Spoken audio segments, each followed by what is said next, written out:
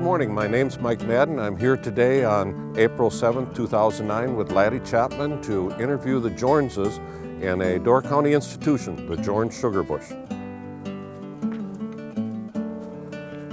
The star of our show today, though, is going to be the maple tree. The sugar maple is very important historically in Door County and northeastern Wisconsin and the Midwest and Canada for the product that the Native Americans taught us about, maple sugar and maple syrup.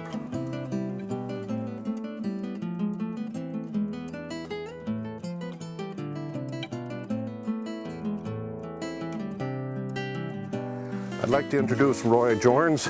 He is someone who has more experience than anyone else I know in making the maple products that we all enjoy. Roy, what do we have here?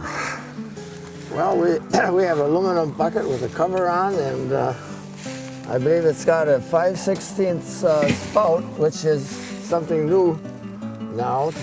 We're trying to get the trees to heal up faster, a smaller hole, and we found that they're practically the same volume coming out of there as with a bigger spout, so that's a plus. I've got several thousand that I've changed over, and I'm real happy about that. Well, that's good. The other spiles were at least a half-inch hole you had to make, weren't they? Well, the last one were 7/16, but in my early days they were down to a half-inch. So, and how big does a tree have to be before you can tap it? well, we like to at least get them 10 inches, 12 inches is better. I don't like to scar up the tree before it gets mature enough. I think I see different ones that have tapped smaller trees, and I just don't like it because it's hard on that tree. I see it's running today. It feels kind of cold out today. It's about 32 degrees and it seems to be dripping quite well. Well, it froze last night, and that makes the big story, and it's warming up nice today, so yeah, that'll do it. That's the trick, the freezing nights and the warmer days, isn't it? Exactly. What is your percentage of sugar this year? Well, it's been running like 2.5, but we've been getting, earlier in the season, we've been getting a lot of hard freezes at night, and there's a lot of ice in the buckets, and of course it's a little extra work taking that ice out, but we dump the ice out, which concentrates the sap. Unless it's frozen straight through, by throwing the ice away, you're condensing. In earlier years, there was thought that maybe that was the way to do it, but the freezing of the sap was too expensive, so that was abandoned. I read once that the Native Americans probably did that, let it freeze and picked out the ice to help reduce the... I would imagine they were the beginners of this. Yes, we have them to thank for all the work you've done for 70 years. That's right. Yes. How often do you have to dump that bucket? If they run, I do it every day that they're running, and I make it a practice that sap is processed within 24 hours. In fact, it's processed before I go to bed that day. Or you don't go to bed. And some days I go to bed when it's getting light out. The season, well, it's April 7th. We're getting near the end of the season, do you think? Right. This is the very last, I'm sure. 1 or 2 more days, and I don't think it can continue. When did you start this year? Oh, golly. Probably around the middle of March. Okay. Yeah. The snow was terribly deep earlier. Some people had started a little bit earlier than we did, but we're in a valley and we get snow from them, you know, drifting in here, so. It's always exciting to start, but I bet near the end that it's exciting for it to be over too. Well, I'm today almost exhausted. I think we should mention, Roy, what is this part for? Well, that's a cover to keep the sap, keep the pail clean inside. There's bird droppings and bark, and and rainwater, So. Well, if it rains, it would make more work, I suppose, too. Well, yeah, and you get the coloration from the bark. You'd be making a darker syrup. So yeah, that's very important. I've seen where some sugar bushes are now using a lot of the plastic tubes. Do you do any of that? No, I don't. I thought about it, but I have about 6, 7 different woods, and the expense of the pumps in each woods would be quite out. And I will say, and I figure that we make the best syrup with the buckets. Every single bucket gets washed perfectly with bleach and packed away and air dried. With tubing, if you get a sag, you know, that stays in there, and usually if they leave them hang about 10 years life on that tubing, if they take them off and wash them, clean them good, and it costs a lot to do that. It's special pumps and that. You can probably get 20 years out of it, but it's not cheap either. So I have these by the thousands, so I'm at that age I don't think I want to change. No, you said you have about 1,000 buckets, or? Thousands. Thousands? Thousands. How many did you tap this year? Around 4,000 only. The snow was deep and the season was on, and you know how that works. That means you have to pick up 4,000 buckets almost every day? Yeah. That must be quite a job. Well, I've got a few guys. The cover's a little too far on, yeah. How far do you drill into the tree to put this spile in? Well, I don't like to overdo it because most of the sap is right close to the bark. And there's a little trick to driving that spout in, that you don't drive it in too far and, you know, and close off that cambium layer too tight. Or if you leave it too loose, your bucket will, of course, will fall off. So it's a kind of a touch and go in there, and you have to have the right feel and the right sound of that hammer. And you told me when you started you used the old brace and bit to put the hole in. What do you use now? Well, now we're using the DeWalt battery tappers, and they work well. Okay, a much type easier. of cordless power drill type. Right, right. Is there a certain height you should put these, or? Well, when you tap, you want to alternate the tapping zone. Like you should be up, and then you should stay away about 2 inches the next tapping year, and come down so that you don't build up a scarred area here. So, as I go around the tree, it's, you know. Okay, and you can tap them every year? Yeah. Oh yeah. I've seen well, in fact, my grandfather passed away in 1896, and I inherited his wooden buckets, 350 of his wooden buckets, and his spiles that were patented in 1884.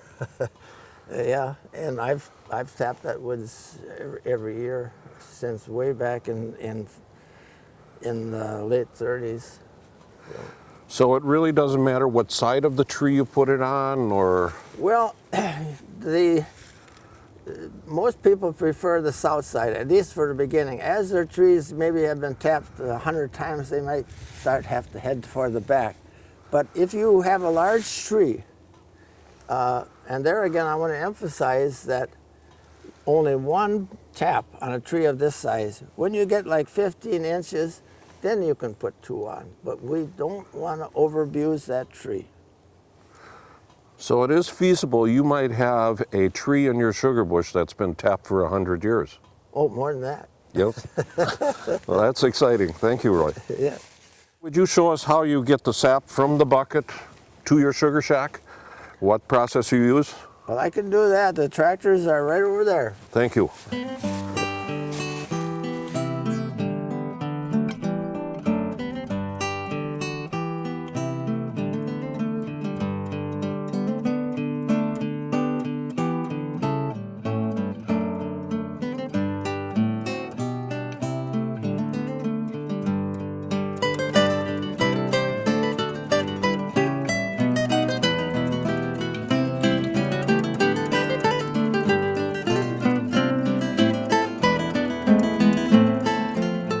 I see you have an Oliver and a Farmall. How long have you been using this equipment? For many years.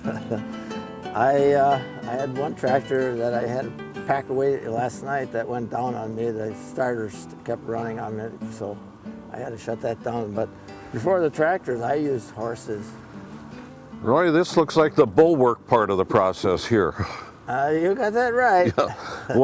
Tell us what happens from the bucket to here.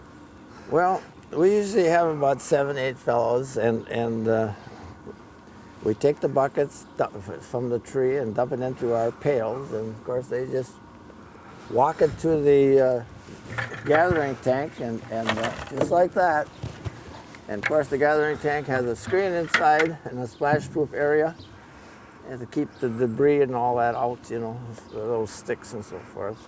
Now you mentioned some of your bushes are a mile or more away, so Right. This is how you get it from there to this Right. part. We also use the truck. We haven't this year because we're down on numbers, but we have a truck that holds about 2,000 gallons, and that cuts those long trips off because it's cold on the road. I remember, and this always makes me laugh, I had tanks up here, huge tanks out in the woods, and I had to dump those milk cans in those tanks, and I developed arms that you wouldn't believe. My daughter was complaining here when she was about 16, 17 years old. I was working in my barn, and I said, "Give me a hand," and she said, "I can't. I'm hurting all over." I said, "From what?" She said, "I had to do chin-ups." And I said, "Well, you must have done about 50 of them." She said, "I can only do 2. So I said, "Come here." I said, "Put your arms around my back, around my shoulders." I called his son over. He was a senior. I said, "Put your arms in front." And with those, I chinned myself, and I never got another peep about.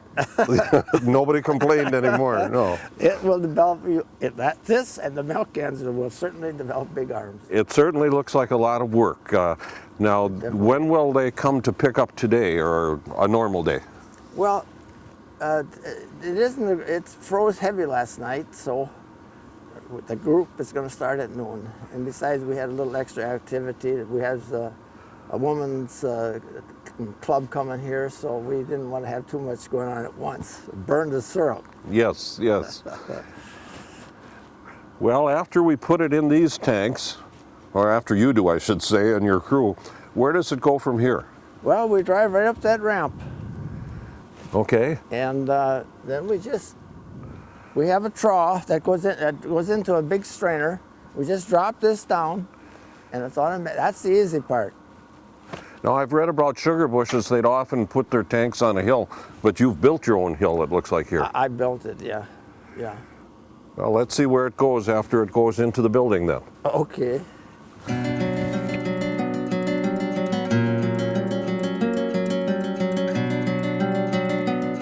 Okay, we're on the ramp now that Roy built to bring his tractor and tanks up. And from the tractor and tank, he is showing us how he sets up to fill up the indoor tanks.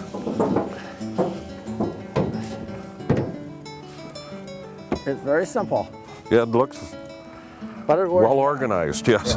Yep. And from the tank, it just, It gets transported to the other tanks with with a pump that has a 1 micron filter in it that takes out most of the bacteria and all of the whatever debris that the homemade strainer doesn't. so this is actually the second filtering already. One Yeah. on the tank and one here. One there, and then one there, and then on the ROs there's 2 more. So It'll be clean. you bet. Okay, Roy, these are the tanks that you fill up from the Roll on. tractor. And I see you have a pump here. This is you can put a day's worth of sap in here? No. There's the ROs are in there. And after I bring the first load in, I kick one in, and they will actually outrun us. So you have to start the evaporator right away each day to... Well, I have I have 1,000 gallons up above, so that holds the concentrate. Now the ROs will take it down to that I only have to cook about 10 or 11 gallons. So that saves me a lot on the fuel. And it consumes this volume that's brought in here constantly. It just eats it right up. So from these tanks, you run it through your osmosis machines, Right. and that'll get it down so you only have to cook 10 gallons per gallon of syrup, or 10, 11, 12, right in that category. instead of the regular 35 or something like that. 43. 43, all right. So from these tanks then, you use this pump to pump it over. It'll go through the osmosis machines. Yep, they have another filter on them. Okay. Now we should explain a little bit. You're kind of unique in using the reverse osmosis. I don't think many people do in Door County. Well, yeah, right. I guess not, no. No. So what does that actually do? Well, it has a huge membrane in it with a lot of, you're using a lot of pressure, and it's pushing the liquids, the sap through it, but it's able to separate the sugar from the water. And then from there it goes to a conventional evaporator. Right, right. All right, let's go look at that.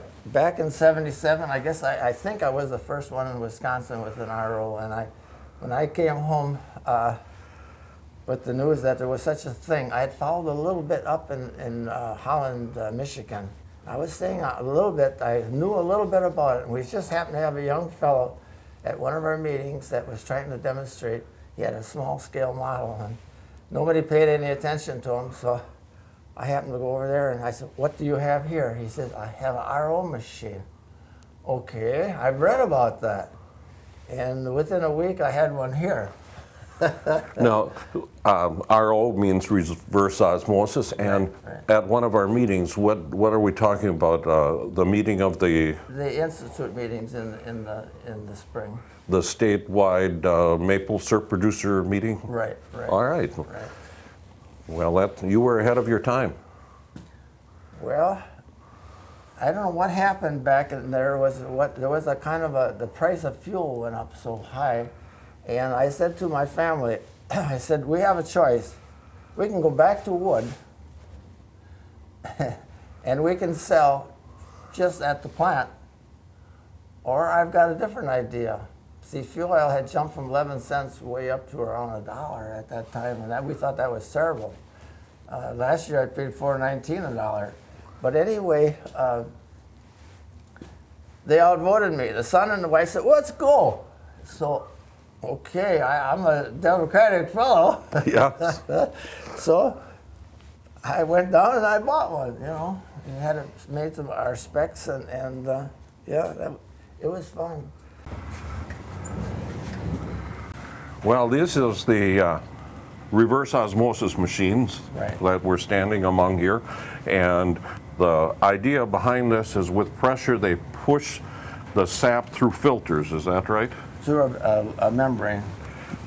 And the membrane's in this part right here? And that, yeah, right. Now, this will then evidently pick up a more concentrated liquid, When it comes out of there, it will be concentrated. Yeah. and it separates what's left over from, other than this, is just water, I would imagine. Water, and that runs 200 feet down into the woods, Oh, okay. This almost looks like a filter on a water machine, too. Is it another Right. filtering Right. process? That's another filter for the sap to protect the membrane. The membrane is very, very fussy. There's a lot of care it has to be done with this machine. It's got to be kept warm year-round, and the membranes are not cheap. They run anywhere up to $3,000 a piece. So yeah, you have to take good care of it. You have to spend about 2.5, 3 hours at night cleaning that membrane. Okay, from this spot, then, we go to the evaporator. Okay. Okay, Roland, this is your evaporator. It looks like a pretty good size one here. Yeah, 4 by 16. 4 by 16 feet. Right. Okay. And inside that evaporator, there's different channels. Right. Syrup the concentrated syrup is going through. Right. This is a flue pan. It's 10 foot. By flue, you know, it has this sap gets between the different channels in there, and the fire also goes on each side of that, so it picks up a lot of heat that way. And you fuel this with fuel oil now? Fuel oil, right? I imagine you started with wood. I did, and I did it all myself. I changed it needed a larger area for the fuel oil. So you rebuilt the original evaporator into this one. Right. There's a lot of stainless steel here. Yeah, those pans are expensive. Yeah. And we have some last bit of filtering going on here. Mm-hmm. And you said it's so dark because this is the bottom of the pan. This is the bottom of the bottom of the season. The sap has turned cloudy, and that's something I don't like, because I always pride myself in the very lightest. People sometimes hate me for saying that, but that's the way I am. But it is the end of the season too, and it is the end, right. Color changes at the end of the year. Now, you mentioned that you do both selling to the public, and you do some commercial sales to people that... Yeah, we retail and wholesale. Okay, and this will probably go to the... Restaurants and things like that, okay. How long is the sap in here? Not very long, because with the ROs, I can knock out 25, 30 gallons an hour. Okay, so the concentrated sap from the reverse osmosis comes into here, and you can do 25 gallons, 35 an hour? Yeah. How many gallons do you do in an average day through this machine? I don't have to run it too many hours. I usually put in one shift or two shifts, and I run a 55-gallon barrel with some left over on each shift, so I can run about, well, one day I ran 150 gallons. 150 gallons. That's amazing. Well, it's different than what it was when I cooked out in the woods. I was going to say, your grandfather wouldn't believe this, would he? Well, I got his kettle outside there. Oh, gee, we'll have to look at that. The poor guy, he must have thought he had the world by the tail on that, but you know, it was slow. I usually, in the past, when I was cooked out in the woods and I was small, I would think maybe I was lucky to cook down about 30 gallons an hour. But with the ROs and this, I think I can process about 1,400 gallons an hour. Oh my goodness. That's unbelievable. Yeah. I think 30 gallons an hour is unbelievable. So. Well, that was the hard way of doing things years ago.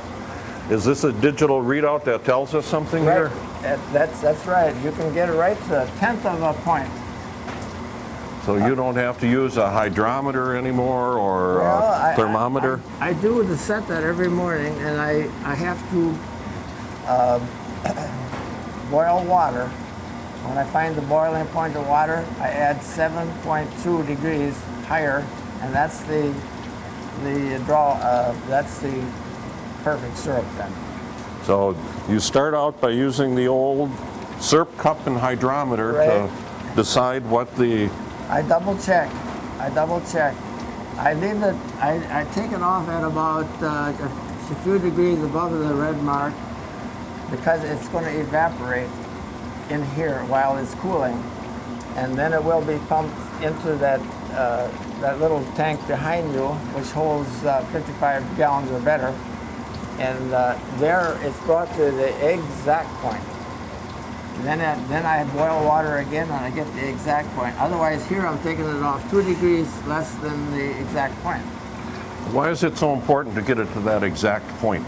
Well, you have to have 66 bricks. Otherwise, it's illegal syrup. Okay. And it's fussy. You get too much higher than that, 66, 67, 68 is kind of hitting the top. 69, you'll get a lot of rock candy.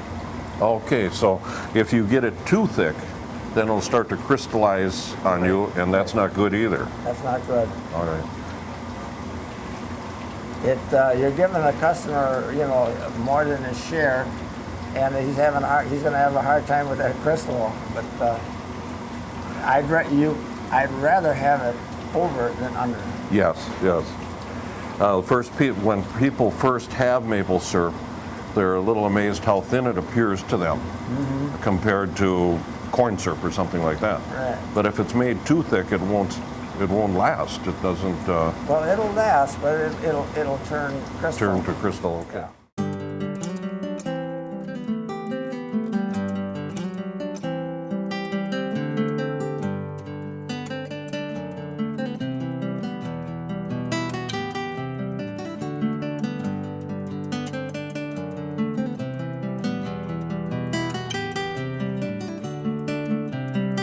Okay, from the time it comes out of the machine now, it looks like this is a storage tank. Where does it go from here? Well, right now it has these cloth filter. It will take out the sugar sand, and when I figure there's enough for a 55-gallon barrel, I will then pump it into the finishing cooker, and then again I'll set this control unit to the exact point, and it will go to the 10th of a point. And when when that instrument shows that it is perfect syrup, I will then open the valve from the tank and run it through the pressure filter, which will take out 100% of any sugar sand that's left Okay. in the syrup. Well, And this year it's got to be one of the highest sugar years I've ever experienced. More sugar sand this year than I've ever seen. okay, sugar sand is a term that some people might not understand. What is sugar sand? Well, it's a real fine sand. You don't see it in the sap. It's invisible. But at about, and I'm guessing at this, I think at about 63% bricks, sugar, that it is formed, and you start to see it then. And it's a natural thing, and it's in everyone's sap, but it's not desirable to have it in your bottle. So it is a gritty. I've made some syrup in the old-fashioned way, and on the bottom of the jar, after a while, that's where it settles down. It's gritty. Yeah, it's actually a gritty silicone-like sand. Right. But you finish it here and you push it through this filter. 1, 2, 3, 4, 5, 6, 7, 8 special filters. There's 16 altogether, but because I don't want to use up too many papers, and I want to keep it fresh always, I'm only using half of that capacity. So it's pressurized, pushed through there. Right. Then it's ready to bottle if you want to bottle. Yeah, I take that hose, that where it expels the syrup, and I just stick it in the barrels, Okay. and hopefully I don't run them over. So it's stored in the barrels till it's time to put it in the bottle. Right. It's hard when you get bigger operation to figure out what is going to move. So that's one of the reasons we do it. Besides, it'd be too hectic to do it all at one time, the bottling. So the barrels make it easy. see. And we can keep it for 2-3 years if we have to that way. It gets put in there the same temperature that it's boiling at in that tank. Everything's sterile and. Oh yeah, take at that degree it certainly is. Yes. And what degree is that? 200 and. Well, that could go all the way up to 217, depending on the barometric pressure of the water boil at that particular time. So that's why you check the barometric pressure boiling point every day. Yeah. With that. Right.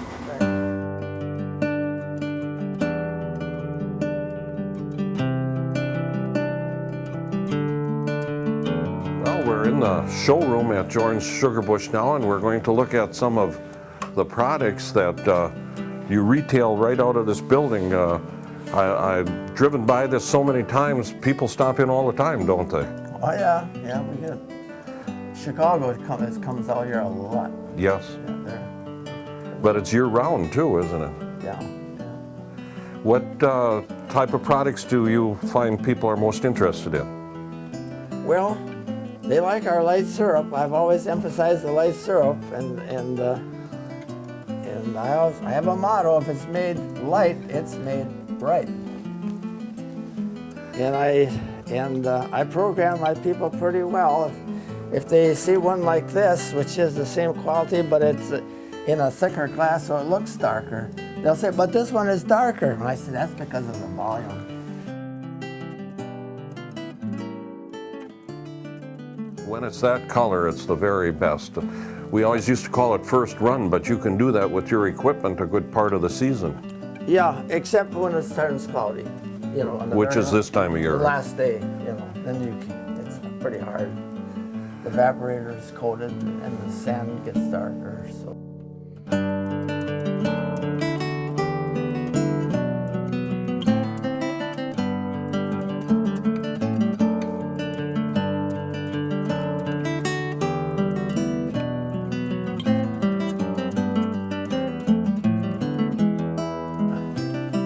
Oh yeah. Oh my goodness, yes. She had some in China. She had the premier, the big boy from China here. I got a kick out of it. Even Australia. Oh, look at here. Brazil. Africa. She had quite a few out of Africa. Europe is well covered. Yes, it is well covered. You notice Vermont is the biggest producing state in the United You've States. got pins in Vermont. But we ship a lot of syrup to Vermont. Yes. One thing I want to tell you, over here, I really got a kick out of this.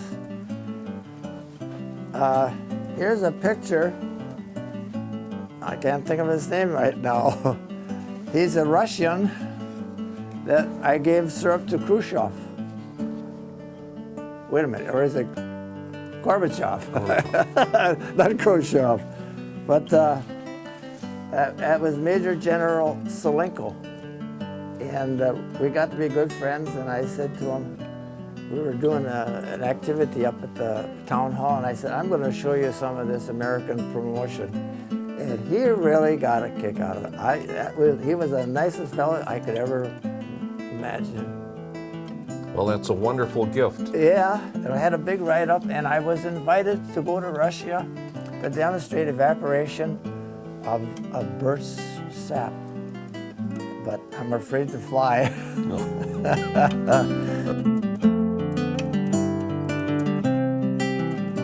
We're standing here next to the kettle that Roland's grandfather started this family tradition back in the mid-1800s. And from this, you've gone to an unbelievable operation now. And what do you remember about hearing about this kettle, Roland? Well, I think I'd feel sorry for the people that had to do this in that kettle, but I'm sure he had more than this, and this was just one that was given to me. And of course, now it got cracked from the frost and that, but it certainly had to be slow, very slow, and painstaking as can be. It certainly was probably taking it from the Native Americans to this step and on to what you did now. Right. Okay, we've had quite a tour today seeing what Roland and Donna Jorns, from taking the sap from the tree through the evaporation processes, and it's been fascinating. You've become quite famous for your maple syrup. Well, I've been doing it a long time, and I always shot for the best. My father was one that if you didn't do it good, don't do it at all. And And you mentioned you have some recognition for your product. well, I took quite a few grand prizes in the last years. I hate to do it too often because I don't want to upset other people too much. And we're located here at the Jorns Sugar Bush, which is on County Trunk T, just a little bit east of Egg Harbor here. Right. Is this the original farmstead area? Well, my grandfather was the next place up, but my dad had this way back in 1919, I guess, and yeah, that's where I was born. Well, we've seen some history and some quality today, and thank you very much for showing us what goes on here. Well, it's been a pleasure. I had a lot of fun doing this. Thank you.